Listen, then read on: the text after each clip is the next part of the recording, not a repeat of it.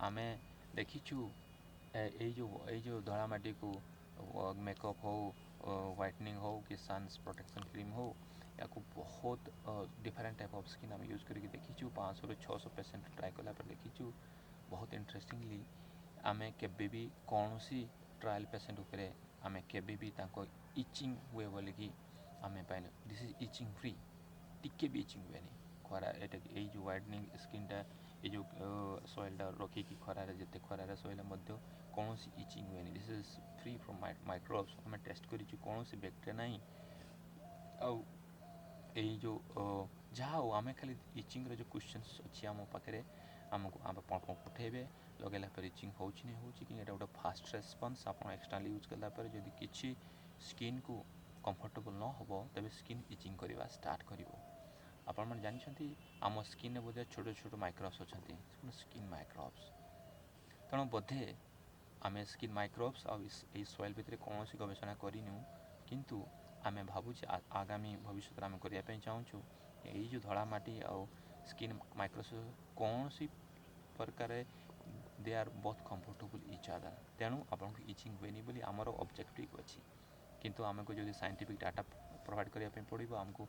scientifically evaluate करने पड़ो तेणु आमर जिते भी ट्रायल 500 ରୁ 600 कराई स्किन केवे इचिंग है 100% itching free in the same time ए स्किन कौन सी सेल्स स्किन सेल मेम्ब्रेन हो स्किन स्टेम सेल्स को डैमेज करे तो जोटा कि आम लैबोरेटरी आम निजे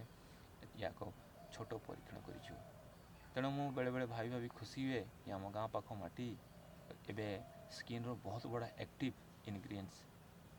भाव में यूज हो 3टा formula makeup powder skin whitening creams आउ sun protection cream as well देखिए खरा टाइम रे केते लोक को प्रकार सन्स प्रोटेक्शन क्रीम किणती देखिए आप लिस्ट देखिए इनग्रीडिएंट लिस्ट देखिए 30टा 40टा कौन सिंथेटिक केमिकल ये कर तथापि से गोटा साटिस्फैक्टरी नुह तथापि स्किन कैंसर नंबर बढ़ी चली आम आमर परवर्ती अध्याय आम चाहूँ जे आमर जो मानक आम ट्रायल कर स्किन केते प्रोटेक्शन बोलिक आम फॉलो अप एनालिसिस करूँ फॉलो अप एनालिसिस बहुत भल कहीं आम से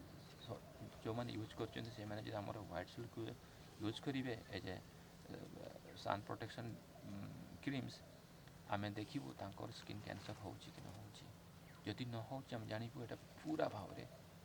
स्किन प्रोटेक्शन करुँची सन डैमेज कहीं बेसिकली जो स्किन कैंसर हुए बहुत सारे कारण थाए कि गोटे कारण हूँ से सन जिते बड़े डैमेज करे स्किन को सम melanocyte some can skin stem cells or skin cells become a carcinoma skin cancer होगा स्टार्ट हो जाए तेणु आमको जो समय जो ग्रीष्म ऋतु रे आम स्किन तेणु केते खरा लगे तेणु से टाइम आम स्किन को बचाई धड़ा माटी बेस्ड फॉर्मूला जोटा कि 100% नेचुरल आम स्किन फ्रेंडली बॉडी फ्रेंडली ये जो धड़ा माटी को जो आम यूज करवा आम बहुत उपकृत हवा तेणु आपण मान अनुरोध आपण चाहते जस्ट ट्रायल करने आम खुशी खुशी आम गो बाय लाइफ www.gobalife.com आप रिक्वेस्ट लिखिए आम बिना मूल्य आपन को ट्रायल बेसिस आपन को देवु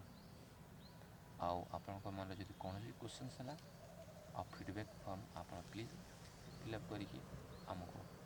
सेंड करेंगे कौन सी क्वेश्चन आप आम इंस्टाग्राम हो कि यूट्यूब हो कि ट्विटर हो आप कमेंट्स लिखिए ईमेल आईडी अच्छी आप ईमेल रखिले आम गो बाय लाइफ टीम आपन को यथाशीघ्र जिते शीघ्र संभव हो जिते शीघ्र आपन को आपन प्रश्न उत्तर देव तेणु यही धड़ामाटी आम गाँ आम माटी मु बहुत खुशी कि यही आम गाँ पाख माटी रे आम एत बड़ प्रोडक्ट डेभलपमेंट नेचुरल जिनसटा तेणु आशा करे यही धड़ामाटी बेस्ट कॉस्मेटिक प्रोडक्ट सारे विश्व में एभलिया एक प्रोडक्ट बाहर कर जोटा कि सारा विश्व आम बिकिपर एवं भल